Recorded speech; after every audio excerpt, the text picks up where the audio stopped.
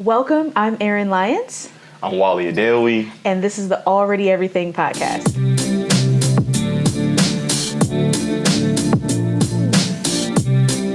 So we're going to be talking about everything quantum leaping, abundance, working through challenges, navigating situations that really test your faith, and just kicking things off.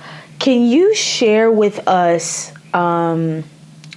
what have been some of the most challenging experiences in your life? This is a great question. One of the most challenging experiences in my life is being in lack, but also trying to be in your highest timeline.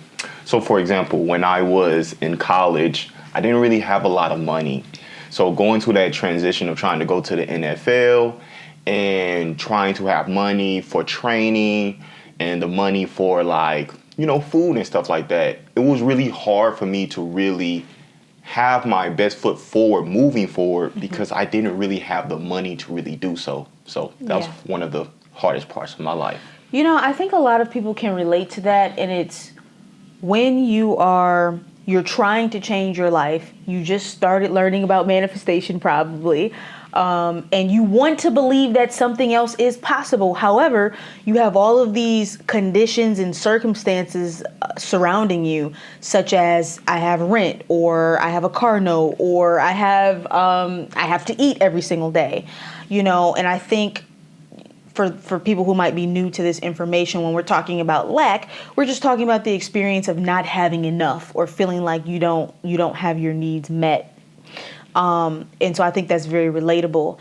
And in navigating those experiences, can you bring us into some raw moments of how you would navigate the emotional aspect of those experiences? So one example is when I was in Los Angeles, California, training to go to the NFL, I had to stay at one of my friend's house that I knew from St. Louis that lived there. Okay. And I had to live at his house for 15 days. And after 15 days, I had to go somewhere else. I didn't have an agent. I didn't really have gas in my car. I barely had food. However, something happened at that time that was very significant on my journey. I was exposed to Stranger's Secret by Erin Adewale. He talked about the law of attraction of how you can create your reality and stuff like that. So in that process of those 15 days of being exposed to that, I was able to find an agent from attracting it. I was able to find someone to train with, and I was able to find a job of being a security guard so I can be in the reality that I really needed to be in to transition to the NFL. Okay. That, it makes me think about the first time I got an eviction notice. If anybody has ever gotten an eviction notice before, it's like such a gut-wrenching, heart-breaking, triggering, vulnerable moment. Okay, I'll just say that. I mean, seriously. And so at the time I'm in college, it's my senior year of college. And so for me, one of the most challenging times in my life, hands down, was my senior year of college, because I'm studying for my finance degree. I'm also having a crazy spiritual awakening where I just feel like a complete total alien. Like I'm not relating to my friends. I just feel so different. And I'm also broke. Okay. So you combine all of those elements, and the way I explain it is it just felt like I was in a pressure cooker. So at this particular time, I don't know, I guess I just ran out of money. I didn't have enough money, and I couldn't pay my rent that month. And I think I ended up asking like my parents or, family helped me, but there's no words to describe the feeling of coming home and there's like this notice on the door, and I have two other roommates. So when you're in college, you guys might know this, when you're in college, everyone can have an individual lease. You know what I'm talking about? Yeah. So you're not all on the same lease, right? Yeah. So it was so embarrassing to be like, you're basically the one who doesn't have your shit together, pretty much. And it was just it feels like your world is falling apart, because at this time I was also heavily into manifestation, right? I'm the one telling all my friends we can do, be, and have anything. Everything's just energy, right? But I'm also the one who can't pay my rent. So it's one of those things where you're believing that something new is possible, but your reality is just not showing you that. And so I remember listening to Abraham Hicks, and if you've been following me for a while, you know I absolutely adore Abraham Hicks, and I have a similar channeling style. But I'm listening to Abraham Hicks, and they're talking about how there's nothing you can do about what's happening in the moment. And the best thing you can actually do is distract yourself. And so I call up my best friend. She's equally crazy as me, like my best friend at the time.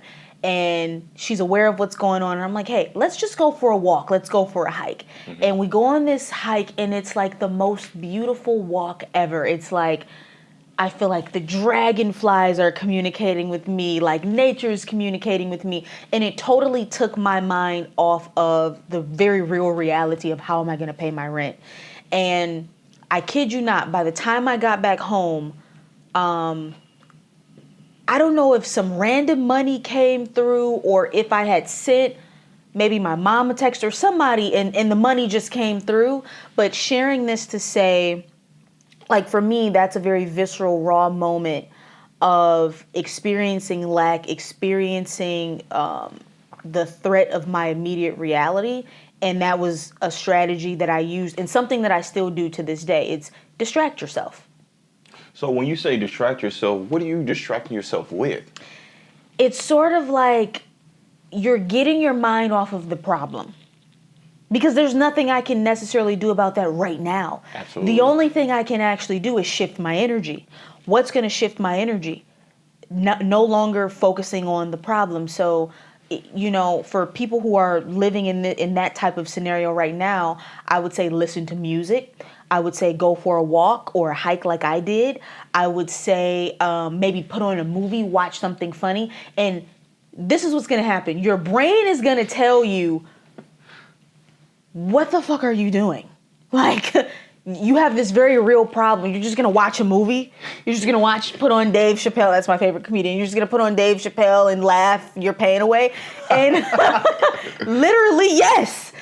And we're going to go quantum later, but what's actually happening is when you manipulate the way you feel, you actually shift in the quantum field and you get access to a different version of reality and what the universe can show you. So that's like almost being delusional of your real reality at that time, but being really intentional of the reality which you want to create so you can live and attract that reality. Exactly. I think the TikTok kids these days, I think they call it delulu. They call it being delulu, right? But yes. And so, okay, I want to ask you about family now that we're on the topic of being delusional, because from what I remember when I was just like in the thick of things and shifting my reality, everyone around me, it did look like I was losing my mind. It does look like you're losing your grip on reality because things are falling apart, but you're like in this high energy and you're like, nope, it's going to work out. And it's usually your family, your friends, the people closest to you who have to witness this process of becoming. They're up close and personal. What were some times or some moments where either family or friends challenged you? This is going to be really funny. So it was a time where I had to move back home. Okay. I had to move back home. I had to transition from a relationship. And I had to move back home and be with mom, which nobody wants to be in that, but that's what I had to do. So at that time, it's this app called Clubhouse. So this app on Clubhouse, I will be speaking light language. I will be doing readings. I will be doing all these things in the house. I'll be doing it outside. And now you see my mom, and I'm like, what are you doing? Like, what is going on with you? Like, what is that language you speaking? Right. Speaking this light language. And my sister also said something at the time of, man, listen, you need to get a real job. Right. Like, and it did make me feel like, oh, you don't really believe what I'm doing. But the more I kept just staying in that energy, the more they start seeing my life start to change from that energy, the more they start to see the people that I was changing to, they start to be like, okay, he's doing something a little different. Now, is this something that we kind of resonate with? I don't know. But he's doing something and he's happy. So since he's happy, we're going to let him do what he do. Okay. Man, I remember my stepdad said to me one day, he goes, you just think you're just going to think these things and they're going to happen. And everything happened, by the way, that I said was going to happen, but that's a different conversation. But yeah, and you know what? We can be so heartbroken in those moments where we feel like our family and our friends are not believing in us. But when I look back in the past, it makes sense, right? They only know what they know. And because they actually love you and they want the best for you, they do want you to be realistic. They do want you to do the things that they've been taught is the safety and the security. And so I can remember telling my mom like 2 weeks before I moved to New York City, and I go, yeah, like I kind of landed my dream position, like I'm moving to New York City, and she still just didn't believe it. And I think for me, because I wanted to work, I wanted to be a stockbroker and do that, and my family hadn't seen anyone who looked like us who did that, or who even thought like that or dreamed like that. It was so hard for them to just get on board with my dream and my vision. And what I would say to anyone currently experiencing that is, what I would tell my younger self at that time is they're not doing this to hurt you or because they don't love you. It's just their conditioning. Yes. It's just their programming. It's just their projection. Right. And they don't want you to be hurt, right? They don't want you to fail. And when I was able to look at it through that lens, I was able to also shed a lot of the resentment and anger from that time period of my life where I felt so unsupported. I felt judged. People thought I was going crazy when I would talk about these things that I wanted to manifest. So I know family can be very triggering for people. Fast forward, how is your dynamic with your family now? Like after they've sort of seen a lot of these things come into fruition? Man, it's very inspirational because it was a time in my life that my mom, the reason I even got into this work, my mom was like, you should get a reading. Interesting. And I'm like, what the fuck is a reading? And I got this reading and this woman told me all these things that you can do this, you can do that, you can do this. You are here to bring this new energy for humanity. And I'm like, what? I am? And it's not that I thought she was delusional. What happened to me was I felt it in my spirit that I'm like, all right, I'm not going to say you wrong, but I'm gonna live out my life to see if you right. I love you know that. what I mean? So that transition of doing that and applying everything that woman said, like I wrote the reading down. She said I could be a tarot reader. I could read palms. She said, you have a voice that can shake the ground and all these things. She was like, your family don't understand you, but they support you. She said, you're going to lose friends. So all those things she said in that reading, it started to come into fruition.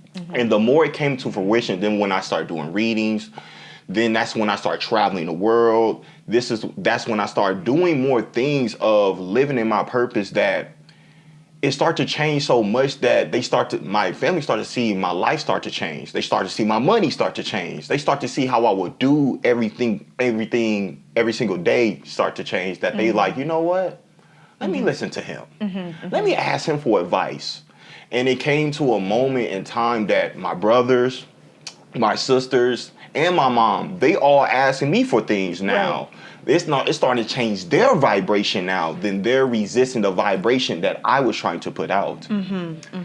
How did that work for you and with your family, with you and your gifts and the light language and stuff like that? I'm gonna be honest. I had to sort of distance myself from my family in a sense of you cannot have immediate access to me. Where we are now, things are much different, and I would say it's because I'm more mastered in my vibration, where whatever they have going on, it doesn't impact me. Absolutely. But I think when you are in the midst of shifting your thoughts, your beliefs, and really trying to convince yourself that something else is possible when other people have beliefs that challenge that. I think you have to create some distance, and that's what I did. So I moved to New York City, and just working on Wall Street for 7 years. In that time period, I really just immersed myself in my work and my career, and our communication wasn't as strong. Meaning I had to sort of stop giving immediate access to me on like a daily basis, and it became more so like, okay, we talk every 2 weeks, for an example. And then when we talk, as soon as you go into scarcity talk, and I'm pretty sure people are dealing with this, our families complaining about the prices of things, and I learned how to immediately shift the conversation. Like if you start going down that path of talking, that lane of thinking, then I'm like, oh, well, I'm just changing the topic. So yeah, that was sort of my approach. Like I do think for some people, it's more beneficial to create separation until you either heal trauma or create a life for yourself where whatever they have going on doesn't impact you. So that was my approach. How did you go about this with confidence? Because a lot of people who are moving in that energy and being like the black sheep in their family, a lot of them can doubt themselves. Yeah, it's difficult. So did you really like go through like time where you really doubt yourself and am I delusional? Am I going crazy? So to the contrary, I felt like everybody else is crazy. That part. I felt like everybody else was crazy. And I'm like, how don't you guys see that we're living in a matrix? How don't you see that none of what we've been taught to believe about society makes sense? It just doesn't make sense. And so I think because I really inundated myself with various spiritual teachers and people that I could resonate with at the time, I sort of knew that I was on to the right thing. I also had some psychedelic experiences with like LSD, plant medicine, where I had direct experiences with what I call God source. And even beyond plant medicine, I started having those experiences and my psychic ability started opening up. So when you start having experiences that are direct and it's not based on what someone else has taught you, I think that's what gives you unshakable confidence. And so even to this day, people wonder why are you so confident in this? And it's because it's not a belief, it's a knowing. It's my truth. Like I don't believe in God or source. I know God or source personally. You know what I mean? We have a personal relationship. It's a difference. Exactly. And I've seen the universe show up for me so many times by this point where it's just like it's not something that I question. And that's what gives me my confidence.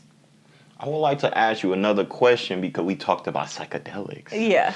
So with psychedelics, a lot of black people think that it's a hippie drug. You know what I mean? So as a black woman, how did psychedelics change your life, and how did you have your breakthrough of who you are through psychedelics? Man,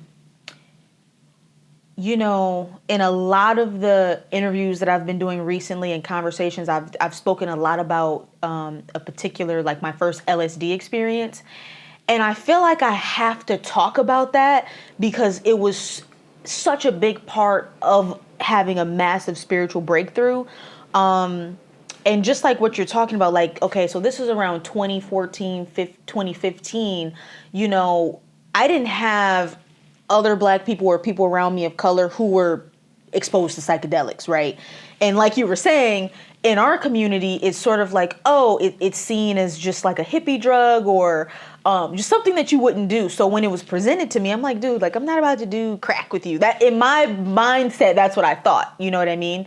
And long story short, one of my close friends at the time, like he convinces me to do it. And so I'm on this LSD trip and I just completely unravel, full blown ego death, lose myself. And that was one of the first times that I experienced the totality of the universe within my own being. And so coming out of that, everything that I had already believed, it just became solidified into knowingness.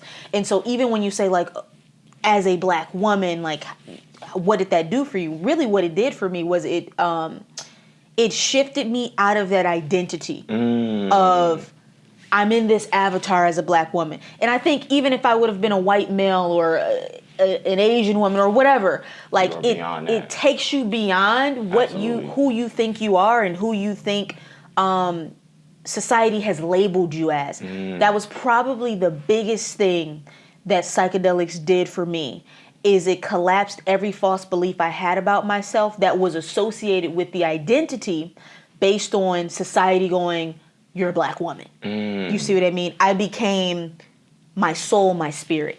You became that I am. Exactly. So what, I know you've done quite a bit of plant medicine as well. What would you say like your biggest breakthrough from that has been? I think it was my first time taking it.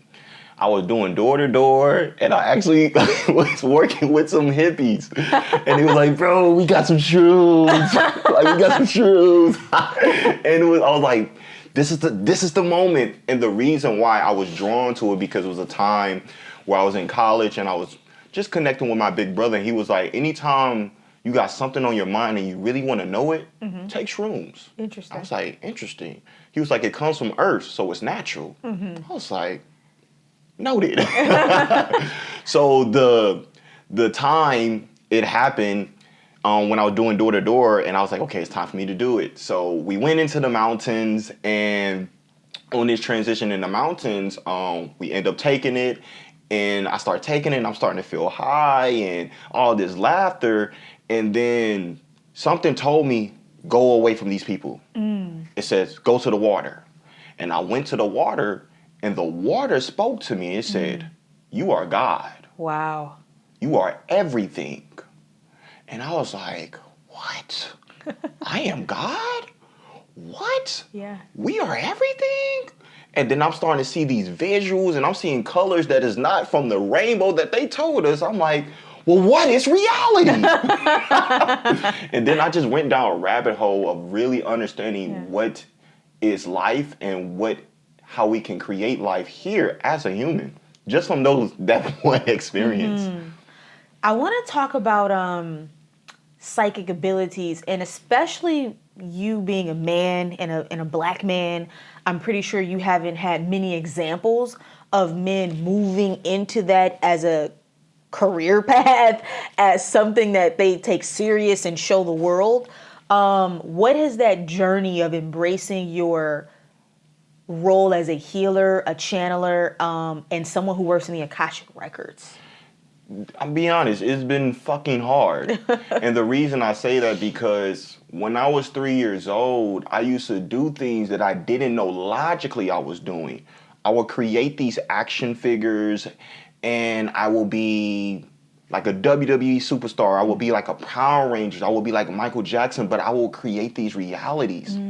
And the energy that I felt from cannabis or psychedelic, that was the experience I was feeling at 3 years old. I see. Okay. So then my mom told me to get this reading from this woman who told me I was a psychic. I'm like, that makes sense. Okay. This is something that I've been doing that no one ever taught me. I just was already it. Sure. So when I went into the space of learning from the reading and being a Black man, it was very scary because I wasn't just a Black man. I'm a Black man that played football. I'm a Black man that is an alpha male. So to be that you're psychic, it's kind of almost like contradicting. It's like contradicting energies, where it's in a like way. This alpha male, almost hyper masculine energy when we think about athletics, and then you have this very intuitive side of you.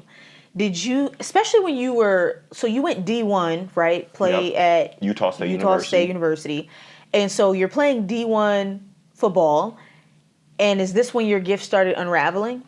No, actually around that time, I was not spiritually aware. Okay. I was not spiritually aware what opened me back into the gifts was a transition from the NFL. Since I didn't go to the NFL, I was like heartbroken. Sure. I didn't really know what to do. Went through the path of going to door to door, and then door-to-door sales, right? Yeah, Okay. door-to-door sales, and then I was like, you know what? Let me try to dibble and dabble. Let me try to see what's up. So I started doing oracles just for myself. Right. And then being on Clubhouse, someone was like, and there was this Nigerian British woman. She was like, oh my God, Adewale, you have to read Oracle. You have to. The time is now. Yeah. You are it, king. So I started doing it for people, and on Clubhouse, I would read people for like 4 to 5 hours back to back to back. And I was not missing. And I'm like, okay, I got some shit. I got something, yeah. I'm really changing people's lives in real time. So that same energy that I was getting from football, that high, I was getting through being a psychic.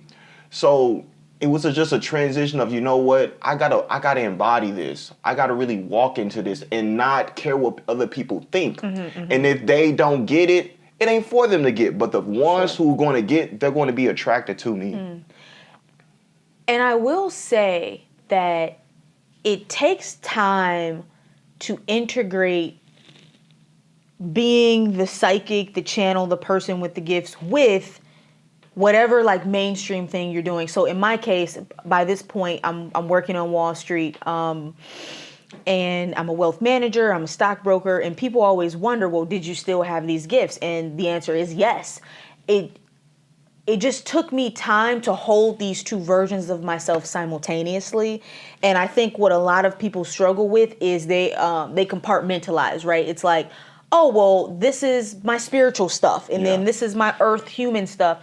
And it gets to a point to where it just has to blend into one experience. Yeah. Because if it doesn't, you do feel like you're living a double life, or like being in the spiritual closet, so to speak. Yeah. Yeah. Absolutely. Did you ever struggle with coming out of the spiritual closet? Like, did you have people in your life that you would absolutely not reveal your spiritual stuff to?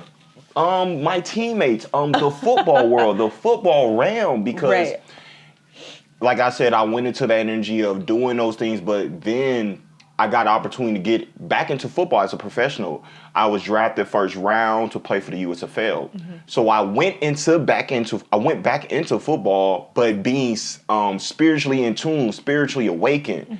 And I'll be honest, that was the hardest year of me playing football, because I'm seeing beings. I'm getting messages of my coach. I'm getting messages of my best friends. You're seeing beyond. I'm seeing beyond that. So it was hard for me to really integrate being spiritual, but also integrate the football world, because I wasn't letting the football dudes know what I was doing. They would look at my page and be like, oh, he thinks he's a god. He got a god complex. He got a messiah complex. And I didn't let that get to me. I just would isolate myself and be in my own little world in a way. For sure. You know, I think for me, what made the integration process easier was having fun with it.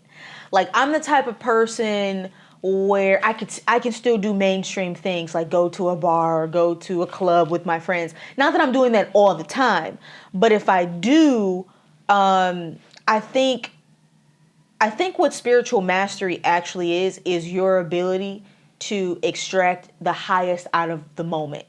And so when you can extract the highest out of the moment, you can be anywhere, you can be pretty much around anyone, and you can make it the frequency that you want it to be. And I feel like that's how I got really good at like integrating these different aspects of myself, if that makes sense. I think what you're talking about is mastery. I think what you're saying is this is something that I also learned from you, because in that time, I felt like if I would have shown who I was to those dudes, they would have thought I was crazy. For sure. They would have thought I was weird. They would have thought I was an alien. And my energy was like wanting to be protecting of the gift God gave me that was for free. And I didn't learn till after I was out of football, you know what? Embrace it. Because you don't know who is watching you, who will be exposing you from you just being you. to the point where something happened years afterward. One of my friends called me, and it was a time when I was playing football. We was talking about shrooms, and I was telling like the dudes how I was awakened from shrooms and stuff. And one of these guys that I didn't even know was listening to me actually was awakened from shrooms. That my friend called me. He's like, bro, he called me. He's like, that dude Wale who was talking about shrooms. I did what he said, and it changed my life. Mm-hmm. And when he said that, I broke down because I thought me showing that people were going to think of me in a negative way, sure. But actually they was actually thinking of me in a positive, inspirational way. I love that so much because everything shifted for me when I recognized that you can never truly know who you're here to impact. And so I'll share a little bit of like a funny story in the beginning of me like being public with my gifts. I would have, let's say, colleagues or old friends. They would follow my Instagram, or I would be in the middle of an Instagram live and I would see one of them join, and I would be thinking like, why are they following this page, right? And I would go so far as to even remove them. Like, I don't think you should be following this. I don't think you know what this is. But it was really out of my own insecurity. Like, I didn't want, I was not yet comfortable with them seeing me in my power. Yeah. And so I do this for a couple of months, and do you know, almost every single person that I removed ended up following me again. And so I hear this loud and clear from Spirit, and my guides are like, you don't know who you're here to activate. You don't know who has also been wearing a mask, and there's so much more that they're actually into behind the scenes. And so when I accepted that, it was easy for me to not try to micromanage who's into it and who's not into it, and just be me. And whoever's going to be attracted to it, they're going to be attracted to it. But I have to give that away to higher intelligence, the higher power, the higher mind, the higher intelligence is orchestrating and aligning things in a way where I just need to surrender to that and trust it. Absolutely. And that really helps me a lot. So now I don't really think about who's watching, who's not watching, what they think, what they don't think. You know what? It's actually not my job or my business. I give that to God. Whoever needs to see it and feel it and experience it, I trust that. Yeah. Respect. Okay, so you work in the Akashic Records a lot. Yes, what is the Akashic Records? So the Akashic Records, in a simple way, is the quantum field. Okay.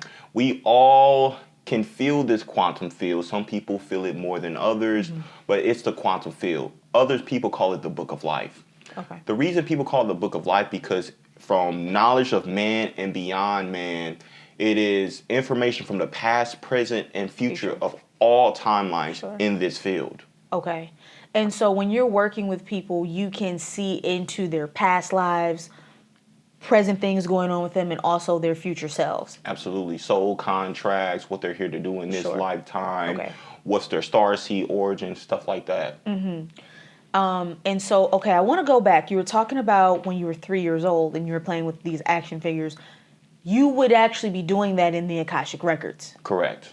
So these action figures I was creating, I would see in my mind's eye that they were Power Rangers. Like they would come to life. Yes. In your psychic vision. And I would create a reality, and I would be in that reality to the point where if my mom opened the door, I'd be like, it will put me back into this reality. I see. So it was like me almost like astral traveling, but with my eyes open. And not having to go to sleep to basically exit this realm. Absolutely. Okay. And then when you when did this start to shut down? When I was 13. Okay. So it was open from 3 to 13. And the reason it shut down at 13 because I went to a new middle school. This middle school that I went to was more diverse, more white people, more Mexican people. But the white people and the black people were a little bit different than the place I was before. I was more black in a black community at that time. Okay. And I went to an energy where it's like my blackness was not accepted. Okay. My blackness was like, it's not okay. Like, I was a very nice, gentle, giant dude, but the black women didn't like me. The black people didn't like me. So I went to an energy that I started to hate myself. Wow. And that energy of me hating myself and wanting to be almost white, the Akashic records closed, that I could not access it anymore. You know what? Oh, okay. This is so good. What's coming through right now is because you exited that frequency of the basically like the pure innocent inner child, which is like the highest vibration, and you went into that self-hate or the energy of no longer being authentic. That's what closed your access, because you have to be on the vibration of unconditional love to essentially have access to the highest information or this different dimension of consciousness. And going into a frequency of hate, even if it's towards yourself, it's like you couldn't access that realm anymore. Even how I communicated, like I was at that time, I could communicate with anybody, black, white, older, younger. Right, just receptive. But then open. after that, I could not. Even the music I listened to was different. I started listening to Linkin Park, Slim Knock, heavy metal, because I went into the energy that I hated my blackness, that I wanted to be another race, to be accepted. I see what you mean.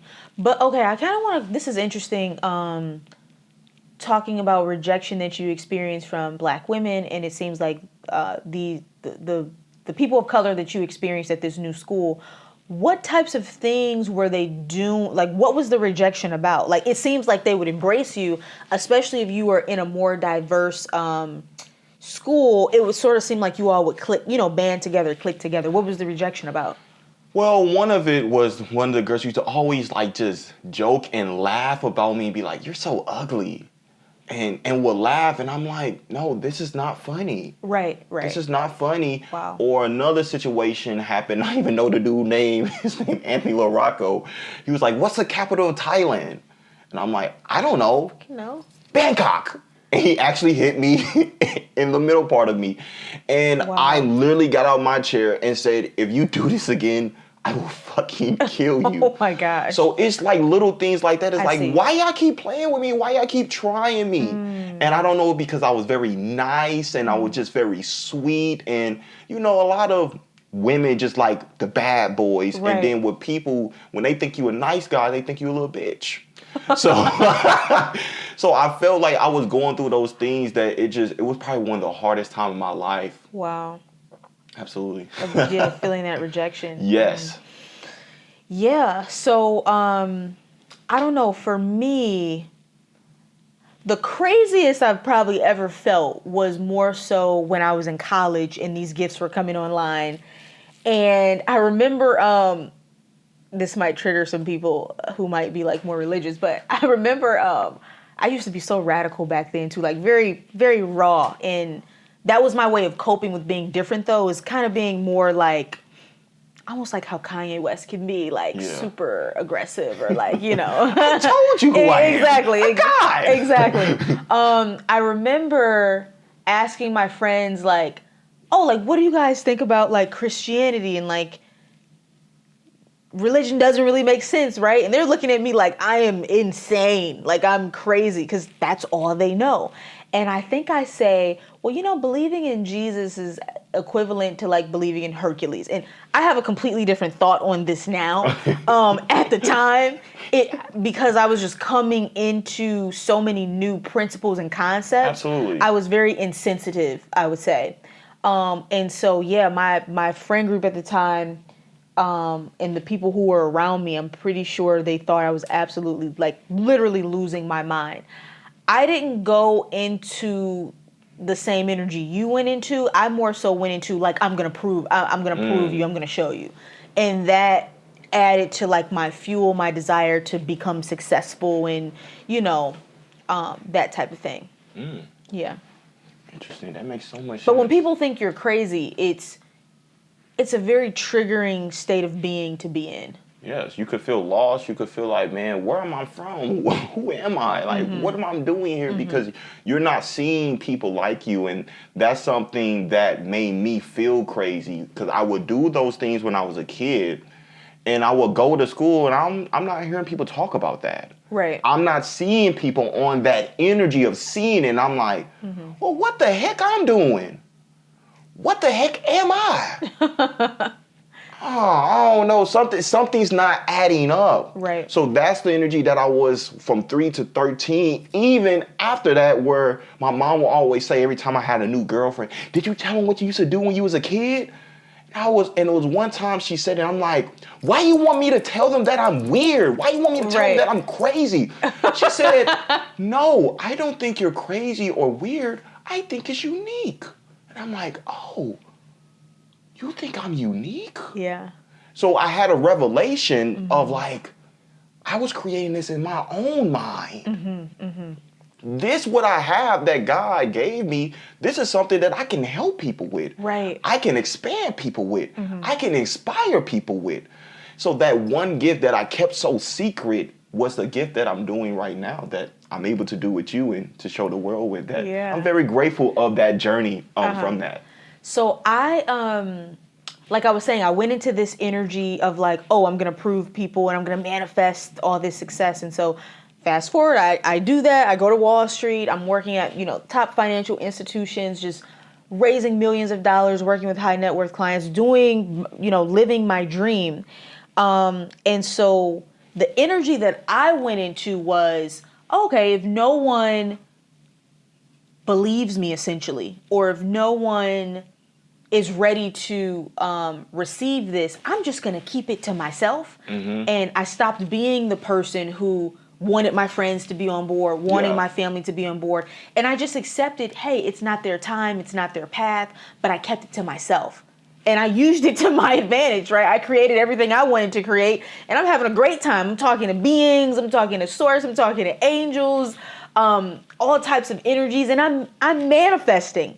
And so when it got to the point where essentially my guides tell me, you're supposed to share this with the world, it was very challenging, right? Because I think it's so natural for us, and it doesn't even have to be spiritual, when we receive information that changes us, that helps us, that opens us up to a new possibility, we naturally want to share that with other people.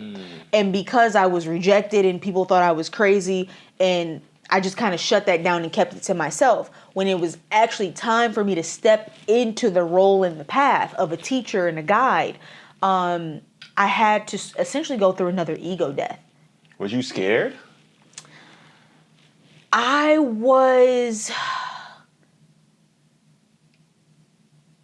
don't know if scared is the right word. I think it was something that I knew that I had to do, and that helped me move through the more so uncomfortability than fear, where I was going to go from being the Wall Street girl to now the galactic light language girl. You know what I mean? Two totally different worlds. But what actually helped me was my angelic guides, when they helped me to see the impact of my gifts and how it could shift other people and how it could help them change their reality and how it could help them expand, and then essentially that energy rippling out and it could change the entire world. I had to accept that it wasn't about me. And when I accepted that it wasn't about me and it was bigger than me, I didn't make it about myself. I made it about so many people can be having a different experience just by you saying yes to your purpose.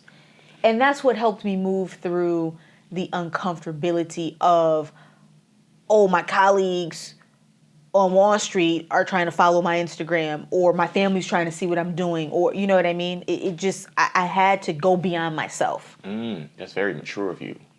Yeah, it wasn't easy though, because who really wants to be rejected? Absolutely. Nobody wants to be called crazy or seen as crazy or be rejected, but because of the love, the love, I want to talk about love.